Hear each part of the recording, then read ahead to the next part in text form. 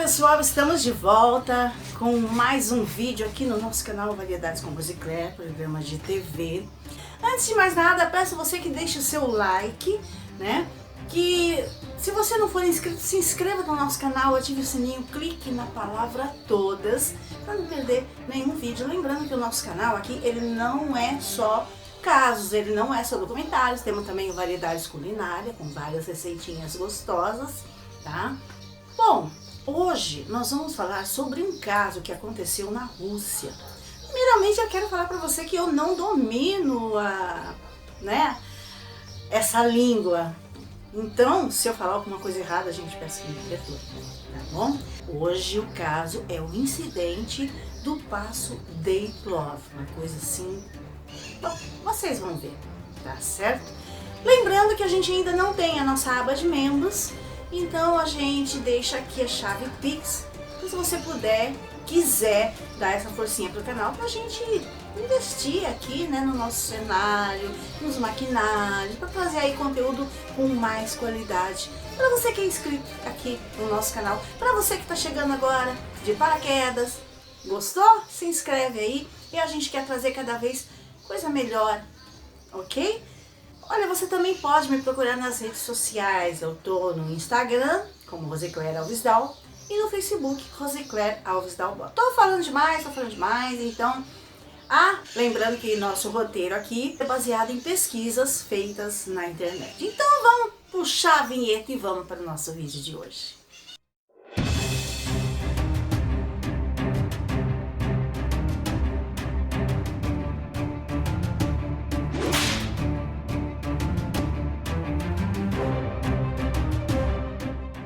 O incidente do Passo Dyatlov foi um acontecimento que resultou na morte de 9 esquiadores ao norte dos Montes Urais, na antiga União Soviética, na noite de 2 de fevereiro de 1959. O incidente aconteceu na costa leste da montanha Kolatsyakil, cujo nome em Mansi significa Montanha dos Mortos. Desde então, o passo de montanha onde o incidente ocorreu é chamado de Passo Dyatlov, baseado no nome do líder do grupo, Igor Dyatlov. Com a ausência de testemunhas e as investigações subsequentes acerca da morte dos esquiadores inspiraram intensas especulações. Investigadores da época determinaram que os esquiadores rasgaram suas barracas de dentro para fora, fugindo a pé sob forte nevasca. Apesar dos corpos não demonstrarem sinais de luta, 2 vítimas apresentavam o crânio fraturado e 2 tinham costelas partidas. As autoridades soviéticas determinaram que uma força desconhecida provocara as mortes e o acesso à região foi consequentemente bloqueado a esquiadores e aventureiros por 3 anos após o incidente. Devido à ausência de sobreviventes, a cronologia dos eventos ainda permanece incerta. A Rússia abriu uma nova investigação sobre o incidente em 2019 e as conclusões foram apresentadas em julho de 2020. A investigação concluiu que a causa da morte foi hipotermia associada a uma avalanche, forçando o grupo a deixar seu acampamento juntamente com a baixa visibilidade. Andrei Kuryakov, vice-chefe da Promotoria Regional, declarou, abre aspas, foi uma luta heróica. Não houve pânico, mas eles não tiveram chance de se salvar nessas circunstâncias. Fecha aspas. Um estudo publicado em 28 de janeiro de 2021 fornece as primeiras evidências científicas por trás de uma pequena avalanche desencadeada em condições incomuns. Em 1959, um grupo foi formado para uma expedição ao norte das Urais, em Oblast da Sverdlovsk, liderado por Igor Dyatlov, e consistia de 8 homens e 2 mulheres, a maioria estudantes ou graduados do Instituto Politécnico de Ural. O objetivo da expedição era alcançar o Torten, uma montanha situada a 10 quilômetros ao norte do local do incidente. Esta rota, naquela temporada, era classificada como categoria 3, ou seja, a mais difícil. Todos os integrantes possuíam experiência em excursões de esqui e expedições de montanhas. O grupo viajou de trem para Ivdel, cidade localizada ao centro da província de Oblast Sverdlovsk, desembarcando ali em 25 de janeiro. O grupo, então, tomaram um caminhão para Vizhai, o último assentamento inabitado ao norte, e começando a marcha em direção a Otorten em 27 de janeiro. No dia seguinte, um dos integrantes, Yuri Yudin, foi forçado a voltar devido a problemas de saúde. Diários e câmeras encontrados em seu último acampamento tornaram possível rastrear a derradeira rota do grupo do dia anterior ao incidente. Em 31 de janeiro, eles chegaram à beira de um morro e prepararam-se para escalá-lo. Em um vale silvestre, eles estocaram comida e equipamento extra que seriam utilizados mais tarde na viagem de volta. No dia seguinte, 1º de fevereiro, os esquiadores começaram a descer o passo e, ao que parece, eles planejavam atravessar o local e acampar do outro lado durante a noite seguinte, mas, devido à piora nas condições meteorológicas, com tempestades de neve e declínio de visibilidade, o grupo acabou se perdendo e seguindo para o oeste, subindo em direção ao topo do Kolotsiakil. Quando perceberam o equívoco, eles decidiram parar e montar acampamento no declive da montanha. Dyatlov combinou que mandaria uma mensagem telegráfica para seu clube esportivo assim que o grupo retornasse a Vizhai. Estimava-se que isso ocorreria por volta de 12 de fevereiro, mas mesmo com o passar da data não houve reação, pois atrasos eram comuns em expedições desse tipo. Em 20 de fevereiro, depois que familiares dos viajantes exigiram uma operação de resgate, os administradores do instituto enviaram as primeiras equipes de busca formadas por alunos e professores voluntários. Posteriormente, o exército e forças policiais foram envolvidas com aviões e helicópteros requisitados a juntar-se à operação. Em 26 de fevereiro, as equipes de buscas encontraram o acampamento abandonado em Kolotsiakil. A barraca estava arruinada e um conjunto de pegadas seguiam até a margem de um bosque próximo, estando cobertas por neve após uns 500 metros. Na beira da floresta, sob um grande e antigo pinheiro, foram encontrados os restos de uma fogueira, juntamente com os primeiros 2 corpos, descalços e usando apenas roupa de baixo. Entre o pinheiro e o acampamento estavam outros 3 corpos, mortos em posição que sugeria que estivessem tentando voltar às barracas. Eles foram encontrados separadamente a distâncias de 300, 480 e 630 metros do pinheiro. A busca pelos 4 esquiadores restantes levou mais de 2 meses. Eles foram finalmente encontrados em 4 de maio, debaixo de 4 metros de neve, em uma ravina embrenhada na mata próxima ao pinheiro. Um inquérito foi aberto imediatamente após o surgimento dos 5 primeiros corpos. Um exame médico não encontrou ferimentos que pudessem ter provocado as mortes, sendo concluído que todos teriam morrido de hipotermia.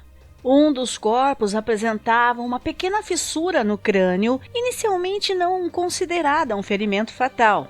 O exame dos 4 corpos encontrados em maio mudou completamente o cenário. 3 deles apresentavam ferimentos fatais, sendo 2 com fraturas cranianas e 2 com extensas fraturas torácicas. A força necessária para provocar tais ferimentos teria de ser extremamente alta, disse um dos especialistas, comparando-a à força de uma colisão automobilística. O mais notável é que os corpos não traziam feridas externas, como se tivessem sido esmagados por um alto nível de pressão. Apenas um dos mortos tinha um ferimento externo considerável. Estava sem a língua. A análise das roupas identificou que elas continham um elevado nível de radiação. Lev Yanov, o chefe da investigação, disse durante entrevista em 1990 que nos meses de fevereiro e março de 59, diversas testemunhas, incluindo militares e meteorologistas, haviam relatado a visão de, abre aspas, esferas voadoras brilhantes, fecha aspas, na área. Ivanov afirmou na mesma entrevista que já na época do incidente imaginara haver algum tipo de relação entre os casos. Inicialmente especulou-se que o povo indígena Mansi poderia ter atacado e assassinado o grupo por invadir o seu território, mas as investigações indicaram que a natureza das mortes não suportaria tal tese. Apenas as pegadas dos esquiadores eram visíveis e eles não apresentavam sinais de combate corpo a corpo. Evidências sugeriam que o grupo foi obrigado a deixar o acampamento durante a noite, quando já estavam dormindo, embora a temperatura estivesse baixa, por volta de menos 25 a 30 graus Celsius, com tempestade e fortes rajadas de vento. Os mortos estavam apenas parcialmente vestidos. Alguns deles tinham apenas um sapato, enquanto outros usavam somente meias, e outros foram encontrados enrolados em pedaços de roupa rasgadas, aparentemente arrancadas daqueles que já haviam morrido. O veredito foi que todos os integrantes do grupo morreram devido a uma força desconhecida. O inquérito foi oficialmente encerrado em maio de 1959 devido à ausência de parte culposa. Os documentos relativos ao caso foram então arquivados, sendo divulgados ao público somente na década de 1990, ainda assim em fotocópias com diversas partes ausentes. Yuri Kuntevic, de 12 anos de idade, que mais tarde se tornou o chefe da Fundação Dyatlov, com sede em Ekaterinburg, participou de 5 funerais dos excursionistas. Ele lembrou que a pele deles tinha um bronzeado profundo. Abre aspas, eu tinha 12 anos naquela época, mas me lembro da profunda ressonância que o acidente teve com o público, apesar dos esforços das autoridades em manter parentes e investigadores em silêncio, fecha aspas, disse Yuri. A localização do incidente não tinha sinais óbvios de uma avalanche ocorrida. Uma avalanche teria deixado certos padrões e fragmentos distribuídos em uma área ampla, e os corpos encontrados após 10 dias do evento foram cobertos com uma camada muito rasa de neve, e se houvesse uma avalanche de força suficiente para varrer o acampamento, esses corpos teriam sido varridos também. Isso teria causado lesões mais sérias e diferentes no processo e teria danificado a linha das árvores. Mais de 100 expedições para a região foram realizadas desde o incidente e nenhuma delas relatou condições que pudessem criar uma avalanche. Um estudo da área usando física atualizada relacionada ao terreno revelou que a localização era totalmente improvável para que uma avalanche tivesse ocorrido. As condições perigosas encontradas em outra área próxima que tinha encostas significativamente mais íngremes foram observadas em abril e maio, quando as nevascas do inverno estavam derretendo. Durante fevereiro, quando o incidente ocorreu, não havia tais condições. Uma análise da inclinação do terreno indica que, mesmo que pudesse ter havido uma avalanche muito específica que contornasse as outras áreas, sua trajetória teria ultrapassado a tenda. Ela desmoronaria lateralmente, mas não horizontalmente. Dyatlov era um esquiador experiente e Alexander Zolotaryov estava estudando para seu mestrado em instrução de esqui e caminhadas na montanha. nenhum desses dois homens teria acampado em um lugar que estivesse no caminho de uma potencial avalanche. Outra hipótese popularizada pelo livro de 2013 de Donnie Eichart, Dead Mountain, é que o vento ao redor da montanha criou um vórtice de von Karman que pode produzir infrassons capazes de induzir ataques de pânico em humanos. De acordo com a teoria de Eichart, o infrassom gerado pelo vento que passava sobre o topo da montanha foi responsável por causar desconforto físico e sofrimento mental nos jovens. Ele afirma que, por causa do seu pânico, o grupo foi levado a deixar a tenda por qualquer meio necessário e fugir pela encosta. No momento em que eles estavam mais abaixo no morro, eles teriam saído do caminho do infrassom e teriam recuperado a compostura, mas na escuridão seriam incapazes de retornar ao seu abrigo.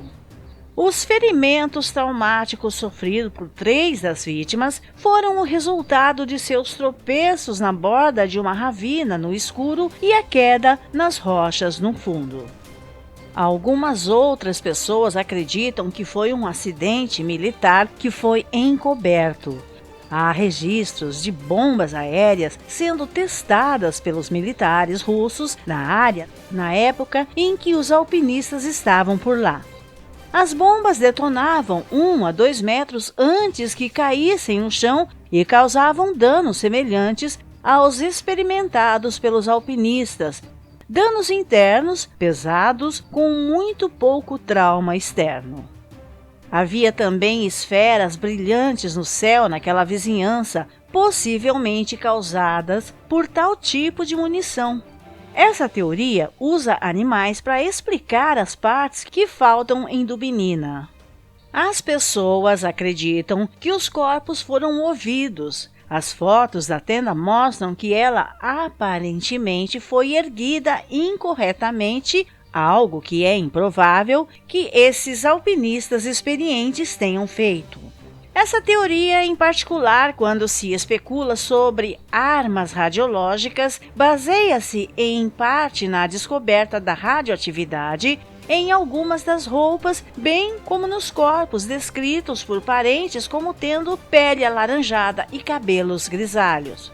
No entanto, a dispersão radioativa teria afetado todos os alpinistas e seus equipamentos, em vez de apenas alguns deles, e a descoloração da pele e do cabelo pode ser explicada por um processo natural de mumificação após 3 meses de exposição ao frio extremo e aos ventos. Além disso, a supressão inicial dos arquivos relativos ao desaparecimento do grupo pelas autoridades soviéticas é algumas vezes mencionada como evidência de um encobrimento, mas a ocultação de informações sobre incidentes domésticos era um procedimento padrão na extinta União Soviética e, portanto, longe de ser peculiar. E no final dos anos 1980, todos os arquivos de Dyatlov haviam sido liberados de alguma maneira. O programa de TV especial Russian Yeti The Killer Lives, produzido pelo Discovery Channel em 2014, explorou a teoria de que o grupo de Dyatlov foi morto por um Yeti russo.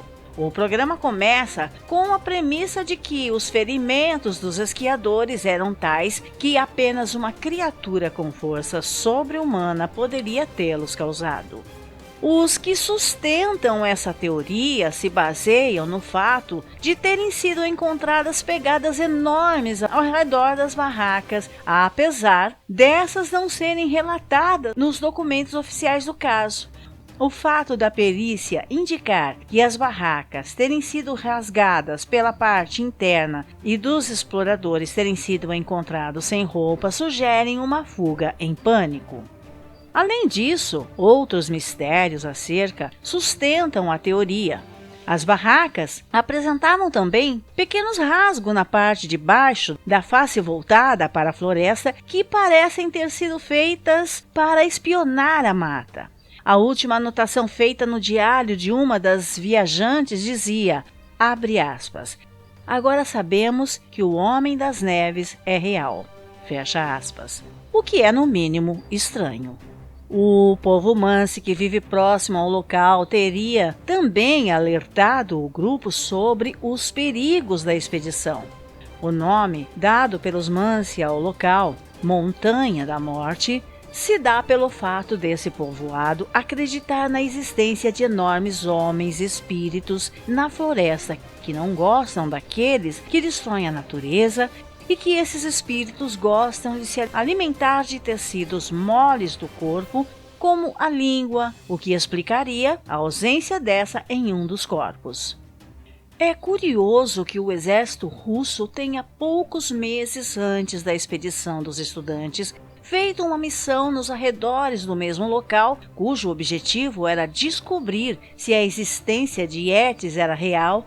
Além disso, entre as últimas fotografias tiradas pelo grupo, uma delas mostra ao pé de algumas árvores a silhueta de um corpo escuro e bastante grande. Apesar de alguns alegarem que essa foto é falsa, nos negativos originais encontrados no Memorial Dyatlov sobre o caso, o misterioso corpo humano gigante também é encontrado. Embora existam essa série de correlações, se concluiu que não havia evidências de tais alegações. Bom, chegamos ao fim de mais um caso aqui. Espero que você tenha gostado, né? O que aconteceu, mas sim da forma com que a gente trouxe. Lembrando mais uma vez da nossa chave Pix para você que quiser, que puder colaborar com alguma quantia, a gente vai agradecer de coração. E desejando a todos então um ótimo dia e até o nosso próximo vídeo, se Deus quiser. Não se esqueça, compartilhe. Não deu like ainda? Dá o seu likezinho aí, dá essa força pra mim, tá bom? Dá essa forcinha pra nós, tá certo? E o próximo vídeo, um beijo pra vocês, eu te aguardo lá.